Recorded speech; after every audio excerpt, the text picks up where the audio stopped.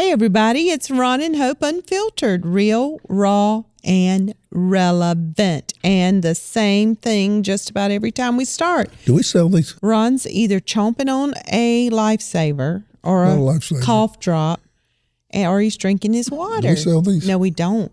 We need to sell that. They're That's really cool. Just me and you? Mm-hmm. Exclusive. Ron and and make Hope them Unfiltered. exclusive to everybody. Real, raw, relevant. Do y'all want these? If cool you want mug. them, let us know, and we can put them up on our store. I bet you we could put it in everybody's hands for $400. Oh, my God. Or maybe $400 a mug. Or maybe $500. Give you a whole set of them. No. How you doing? I'm doing good. How Tell you the people doing? how you're really doing. I'm doing good. Ronald. Tell people. We You promise being to a be meanie. real, raw. You being a meanie. They know I had surgery. I'm doing better from my surgery, but I am on the back end of my hormones. I'm supposed to get my hormone pellets tomorrow. I get them every 3 months. And like the last 2 weeks before it's time, you really feel it. Ron. I am not mean. I am not witchy. I'm not weepy. I'm none of those things. I get quiet. I get very, You had a very hysterectomy quiet. very early in your 30s after a third child because you had to. There were a lot of complications you were having. And then for a long time, you didn't do any hormones because I won't call any wasn't even doctor's mentioned. name. But after they removed your machinery, and we were still young, very young. Well, they didn't think it would affect me that early, but it did. And nobody told you, that everything that keeps your hormonal balance, by the way, we're taking it out and putting it on this, operating table over here. And so, everything, I think the thing about the podcast that's refreshing me and you is because so much of our life is spiritual. That's what we've committed our life to. Your spiritual development, your spiritual growth, your walk with God, experiences with God. That we live for that. But we come on. Is your belly showing right there? Oh, I got an undershirt. Oh, good. Okay. And I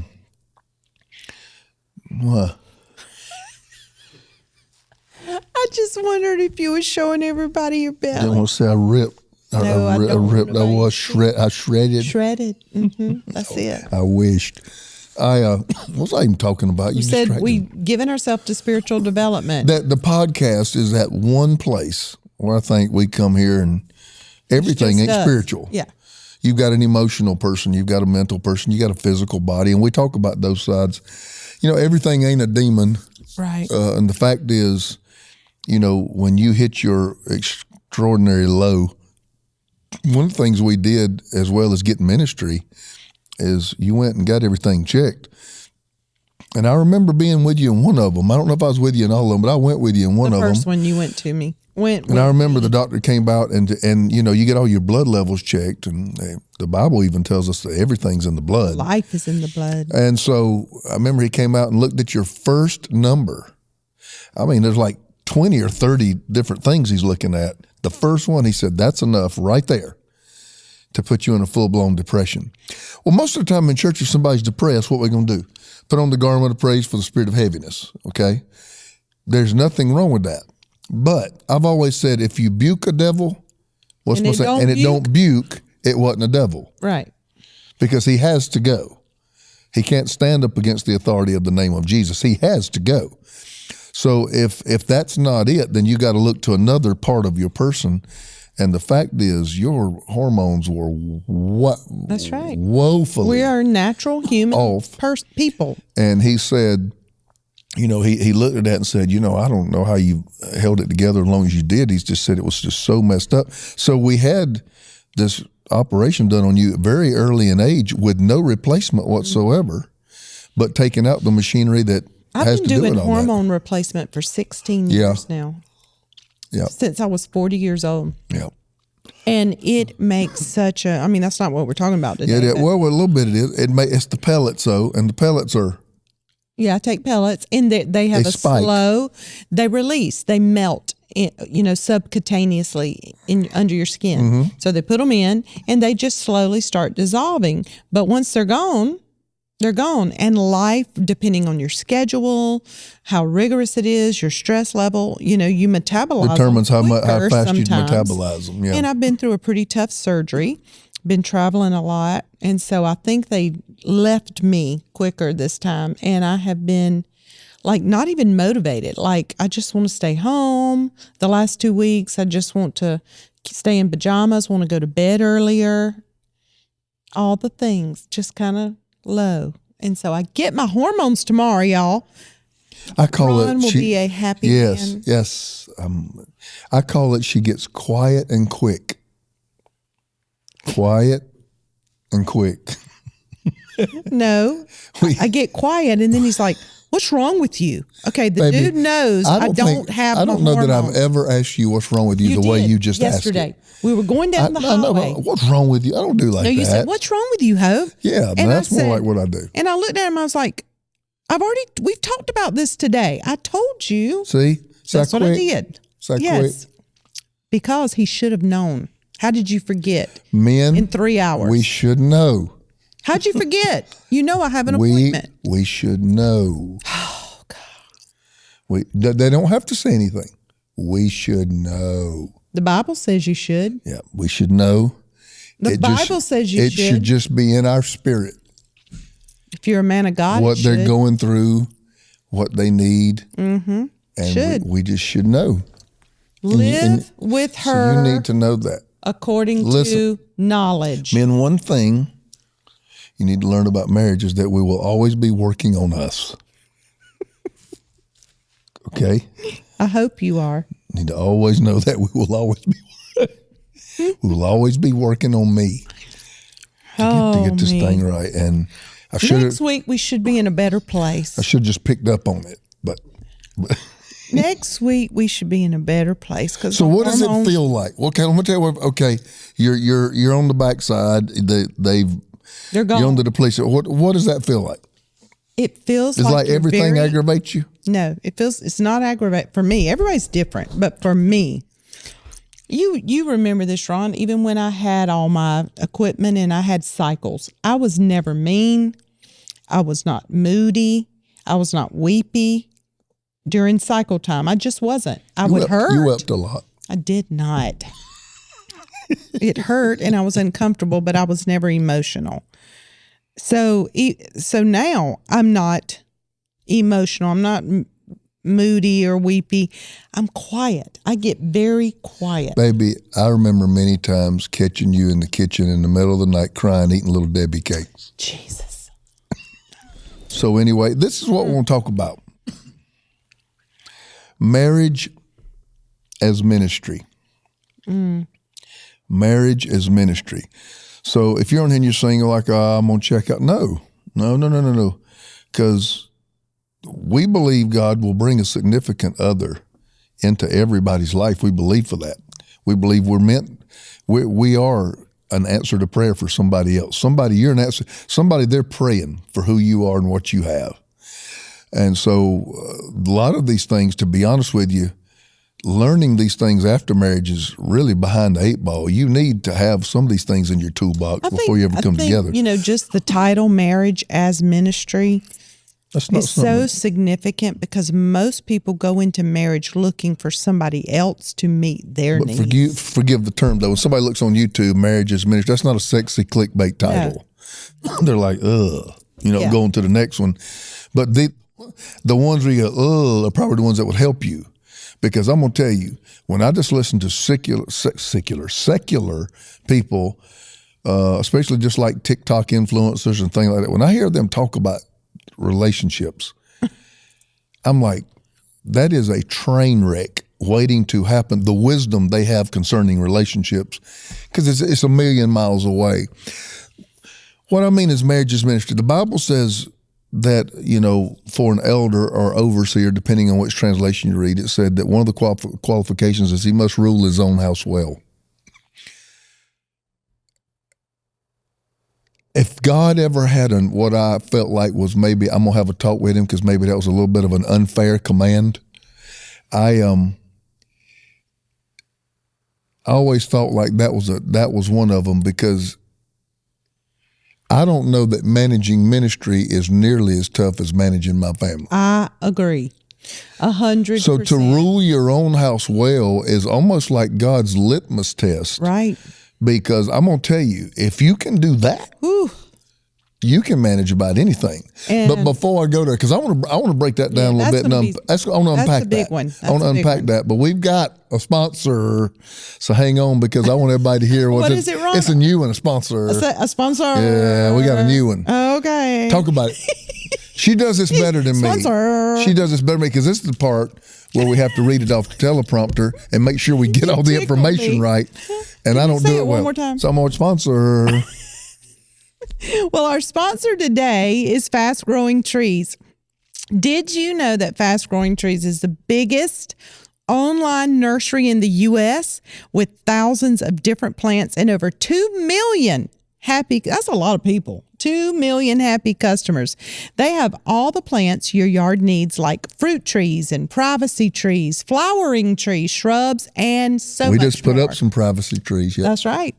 Whatever plants you're interested in, Fast Growing Trees has you covered. Find the perfect fit for your climate and space. Fast Growing Trees makes it easy to get your dream yard. Order online and get your plants delivered directly to your door in just a few days without ever leaving your home. Their Alive and Thrive guarantee ensures your plants arrive happy and healthy. Plus, get support from trained plant experts on call to help you plan your landscape, choose the right plants, and learn how to care for them. Listen, I need that because I am no green thumb, right? Have I ever kept plants a long time? Not you. I'm good, but you're not so much you. No. But we did order from Fast Growing Trees, and believe it or not, for 2 years, my plant is still alive. Which is a miracle. It is a miracle. So grateful. So whether you have a big yard, small yard, or no yard, we've got over 6,000 plants to fit any space, from indoor plants, fruit trees, to full-size privacy trees, and more. You can talk to a plant expert about your soil type, landscape design, how to take care of your plants, and everything you need. No green thumb is required. This spring, they have the best deals for your yard, up to half off on select plants and other deals. And listeners to our show gets 15% off your first purchase when using the code Ron and Hope. Thank you, guys. At checkout. That's an additional 15% off at fastgrowingtrees.com using the code Ron and Hope. Fastgrowingtrees.com. Ron and Hope. Now's the perfect time to plant. Use Ron and Hope to save today. Offer is valid for a limited time. Terms and conditions may apply. We're grateful for our sponsors. Yes. Sponsors. Talked about ruling his own house well. I think, not looking for any support here, so don't. I think it's highly questionable. Though I gave a valiant effort, I think it's highly questionable whether I rule my own house well. I've often thought about if somebody put me in a parenting panel and asked me a question, I'd probably say, you know what, I don't know that I'm qualified to answer that. That has not been easy. That has not been easy to navigate. Let me bring people into our life. And we're going to talk about the practical things where marriage is ministry, but let them see it from our vantage point. By the time our kids got where they cared about anything, I'm not talking about like 3 running around the house, or in diapers, but where people's opinions matter, friends matter, that age, end of elementary, junior high-ish. We had come out of gutter living, and things had actually turned around, and God had opened up a lot of opportunities for us, and our life got better, and it got better quick. It drug out where we really struggled a long time, but when it turned on a dime. So most of the time, our kids, junior high up through high school, they lived in a good situation. I wouldn't say privilege, but We was able to put them. They had cars. They had lunch money. They had nice neighborhoods. We lived in safe places. Yes. Yeah. We went on vacations. The things that every family would want to grow up and have the resources to enjoy. We were fortunate. God blessed us with that. But there were things about being my kid that they just hated. We had a huge church in a smaller town, and I know people are like, what? But I mean, death threats and kidnapping, bomb threats. My daughter got kidnapped one time, and I mean, that girl got put in jail in Florida. So I mean, it was just ridiculous. And so if they would walk to the teen center, which was across the campus, we had 7 buildings across our campus. Security would follow them. Security would follow. Man, they hated it. They just hated being followed around by security. They couldn't stand it. But there's no way I could risk that not happening. They walked in. If they got in trouble, there were eyes from church people on them all the time. Mm-hmm. So it was like they were being raised by a village. So if anybody did anything, I get a call from a church member. And they hated that. They hated that. They hated getting heckled in their school because we were a very Pentecostal church. We were a very expressive church, and people called me apostle. That's not common among churchendom, but in that local area, they didn't see me as a pastor. They saw me as I brought something really apostolic to the region, something pioneering.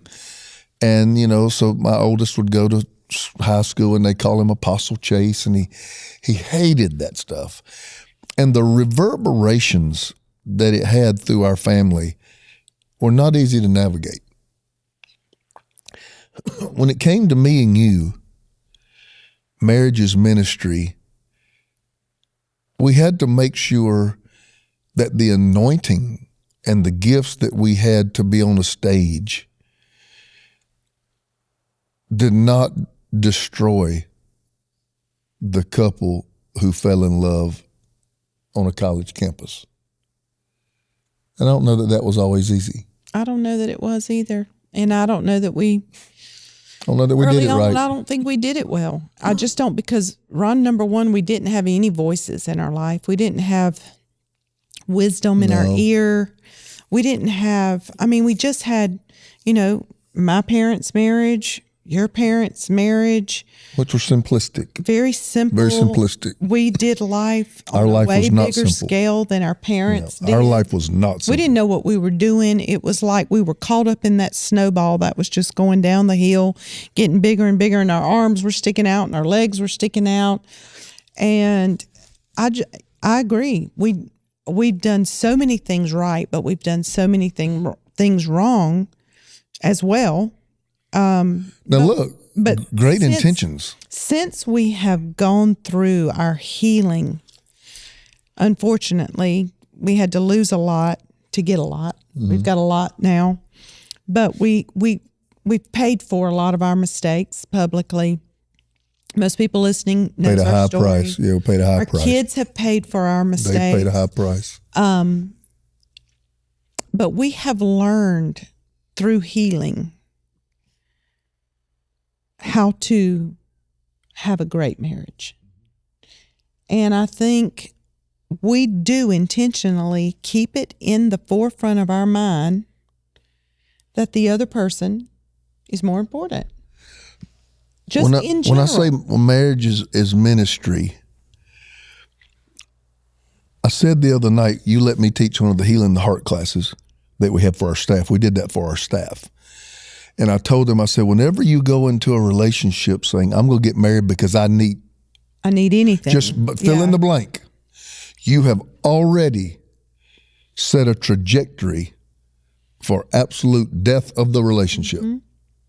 Yeah. Because anything that is marriage, you have to go into it saying, I want to give everything. Because that's what love is. Love gives. Love gives. Love doesn't take. I've heard people say, I need to get me a husband who's got figure, and I'm like, oh my gosh. Right. I give that thing 12 months before it's come off the rails. And the thing is, if you go into it because, I got these 2 kids I need taken care of, or you're a man, I need a woman to give me I need, whenever you go in and putting your need out front, that is the death of a relationship. It's not even just marriage, it's in general. Yeah, Friendship, no relationship can anything. survive No. when one person's giving and the other person's taking. No. I tell people it's like especially in marriage when both of them are trying to take. I tell You're people it's like an killing each ATM other. machine. Let's just simple mathematics. If you keep making withdrawals and you never make deposits, you go back when it says account empty, and you look at so many relationships and especially marriages, and the account is empty. Yeah. Because everybody's making withdrawals. Nobody's trying to making get something deposits. from Yes. it. I need you to meet my needs. I need you to be nice to me. I need you to give me sex. I need you to have this house clean. I need you to be nice and always, make me feel better. And So we went to a church a while back in Arizona. I won't say the exact church. There's lots of churches in Arizona. They asked us to do a marriage thing. And we know this couple, we're friends with them. And I'd say they're good friends of ours. And I got to talking about the man being the most crucified one in the house, talking about how did Jesus become the head?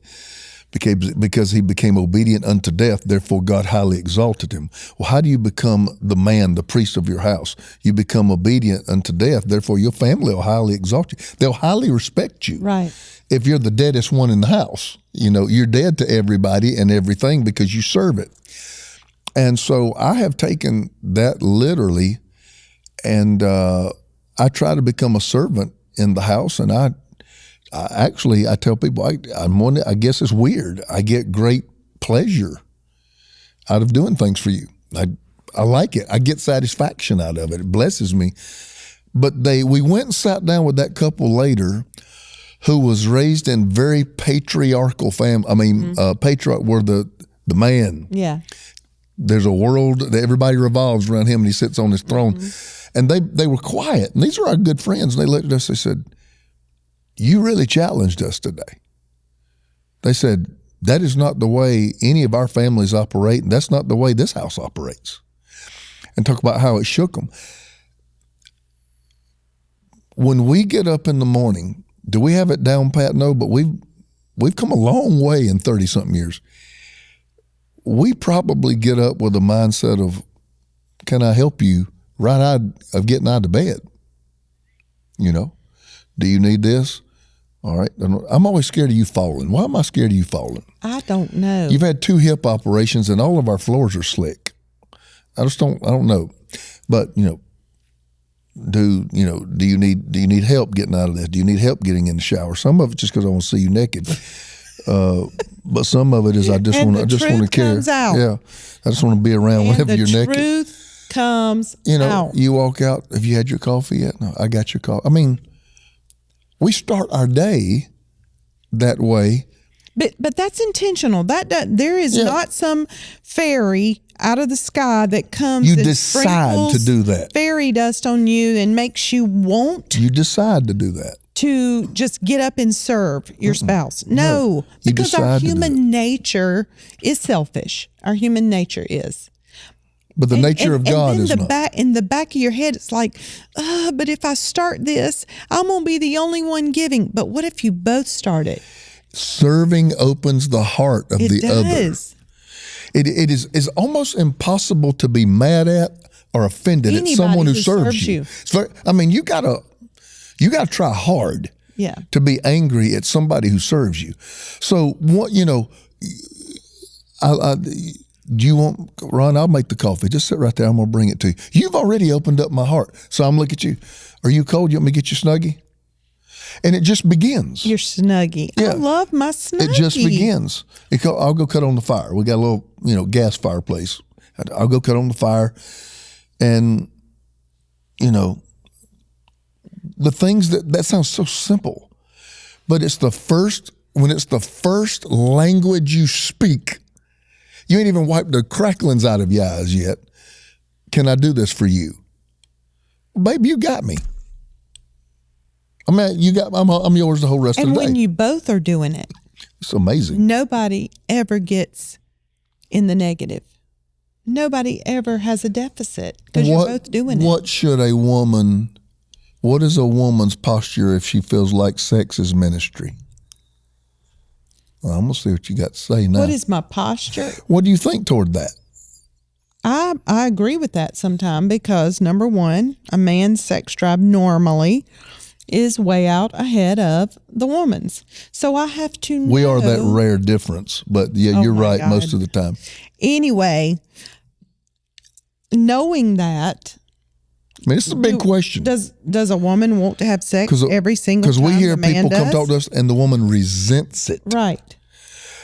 I don't ever remember, I'm gonna toot your horn. I don't ever remember you being like that. I think you would, I hate to say, I don't want to use the word you used, mercy. Remember you used to call it a mercy? Mercy screw. Yeah, but you said it. It's out there now. Raw, real, relevant. But here's the thing. We talked about the mercy screw because I know that's crude to some of y'all. I know. I'm we got a lot of people going to write us and say, anyway, I'm so disappointed that you used that word on the podcast. In our talks, that was the term we came up with. That was the way we took a tense situation and made us laugh. Yes. So because I had to explain to him, not every single time was, oh, I can't wait and I'm going to tear you apart and I can't wait to make love. Because I felt rejection. He would feel rejected if I said no. But then on the same hand, he was like, well, if you don't want to, I don't want to do it if you don't want to do it. And I said, well, sometimes, Ron, for me, I'm doing it because I love you. And I know that this is a priority for you right now. I'm not aroused at this moment, but I do love you. Yes, absolutely. I'm doing this because I know it's something that you desire. And you know what? That's what ministry is sometimes. And I had to get over the fact that you could ever be around me and not be aroused. That was a big hurdle for me because I just couldn't understand it.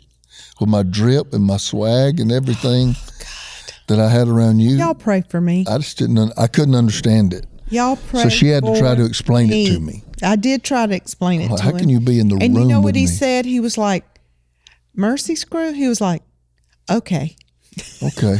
I'll take it. Whatever agreement we need to come to. We need to get here. Whatever agreement we need. Is what I'll That's do. what we need to call this segment because YouTube would go crazy if we called. Yeah, that's what we called that. Okay.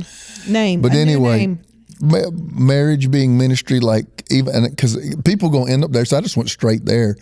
There are times where even with your, the Bible, the Bible has these two verses that nobody reads. It says that the woman does not have authority over her body, but the man. That can be used in abuse The man too. does not have the authority over her body, but the woman. I think that's what that mercy thing means. In other words, I don't have the right to only be affectionate with you, only totally and completely when it is perfect with me. That's what I'm thinking it's saying, that I understand that there are times where you may need affection where I don't feel especially affectionate, or you may know that I need it and you ain't really, you busy, your mind's a million other places, but you don't feel especially affectionate, but you understand that because of what I'm going through at that moment. I think you're very attentive to that. You know when I'm up against something, you know when I'm stressed, you know when my motor is high, you know what to do, you know to put it down, you know what to say, you know how to touch, you know exactly what to do. And a lot of those things come with time, but here's the thing. If we'd have had somebody when we were 26, 27 telling us to look for this, we could have functioned in this much, much sooner. Right. And so that's what's one of the things I like for the podcast to do. They hear us making fun and talking about mercy screws and this and that and other. But the fact is, marriage being all relationships, but marriage above all, going into it understanding you get the best out of somebody when you give the most to them. It's true. It's true. I get the best version of Hope when Hope is fully aware that there is nothing I won't do for her. And when you know that, and when I'm demonstrating it, the best version of you lives in my house. Vice versa. I know, like I told you, I just went out. Her love language is gifts, and I mean, like you can just about bring her some M&Ms. I mean, socks. She likes nice things, of course, but she can be a very cheap date too. I mean, just any. I think it was the fact that I was thinking about it. Yes. It ain't the amount of money spent. And I knew you'd having a rough day the other day, and I actually said, she'll laugh at this. This will be funny, a Snuggie. And I ripped that thing open. You ripped it open right there and put it around you. Oh, it's right awesome. At that moment. And but like I went 2.5 weeks without one day. I felt like without 1 minute off, but without one day. And I looked at you one day. I said, I'm tired. And you said, that's good. I've already got us 2 days in Lake Tahoe. I didn't have to say anything. What did you do? I got to get him out of here. That meant a lot to me. And the Bible says for the man to dwell with her with knowledge, but you know me. That's right. Just get him away from this atmosphere just a little bit. He snaps right back. I mean, even just simple things. It's not about trips and sex. It's about knowing what I needed. The other day, I was having an awful day. And you were fixing to go pick something up at a dealership. And you were like, well, why don't you just ride with me? And then we'll go get some lunch. And I was like, Ron, can I just stay here? And you go do that. And then we'll meet up, blah, blah, blah, whatever. And I really want to just go crawl in the bed. And I wasn't even ready yet. Didn't have my makeup on, didn't have anything. I knew I was going to have to get up and get ready. And you went, you just kind of looked down and you were like, okay. And what did I do? I hadn't seen you none. We hadn't been together, and I wanted to be with you. I went and got my makeup give me 20 on. minutes. I said, give me 20 minutes. I'll ride with you. Did I want to do that? Absolutely not. I didn't. I'm being very honest. But I knew. But didn't you have the time of your life?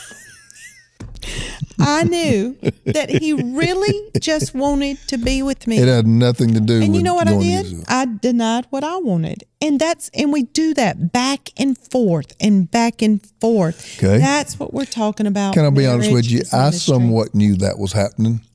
Okay. We got back. I went in there and made your bed up, pulled the side down. I knew you wanted to go take a nap. Okay. I went in there. You laid down. I was putting my hands through your hair. I kissed you on the forehead and I prayed for you. You did. I pulled the covers over you and I left the room. And you told me you went to like REM, like REM sleep. Yeah, you went to sleep. And it's back and forth all day. Yeah. And it ain't keeping score. No. It's not keeping score. It's being, I think what you said, being mindful. It's involved too. Yeah. It's sowing and reaping. It's Yeah. a law. You're going to get what you give. Bottom line. If your heart posture is to serve, you're going to get served. It's you're creating a good cycle. You are. There's terrible cycles. This is a good. I knew you went with me and you weren't crazy about going, but I hadn't seen you much, and it was my first day off, and so we come back this way, and I knew you wanted to take a nap, and then I knew there's a certain place you wanted. No, you didn't want to go eat. I wanted to, but you just kind of wanted to stay in pajamas. I'm like, just order something. It's give and take all day long, and we get to the end of the day, and we got it right. Yeah, and nobody's burned out. We got it right. Nobody's mad. Nobody feels deficient. Nobody feels like they've been robbed, cheated, done wrong, offended, or nothing like that. Just being mindful of each other. You don't have to be 55 to get this. Right. You don't have to be 55. We have people come up and say, now, what are your responsibilities? And what I know. What's your role? What's your responsibility? Yeah, and you know what? They really want to know. Yard or they want to know. We're like, do what? We got to wrap it up, Don't go baby. into your relationships trying to take. Nope. Go into it trying to give. Yep. Everybody, thanks for being here. If this has been good, why don't you subscribe? Number one, just hit that subscribe button. That helps us. And then share this. Take this and share it to your Facebook page. Share it to your Instagram. Send it to some buddies. If you know this helped you, like and share and subscribe. Getting hormones tomorrow. Getting hormones. Yeah. It's been Ron and Hope, unfiltered, real, raw, relevant. See you soon.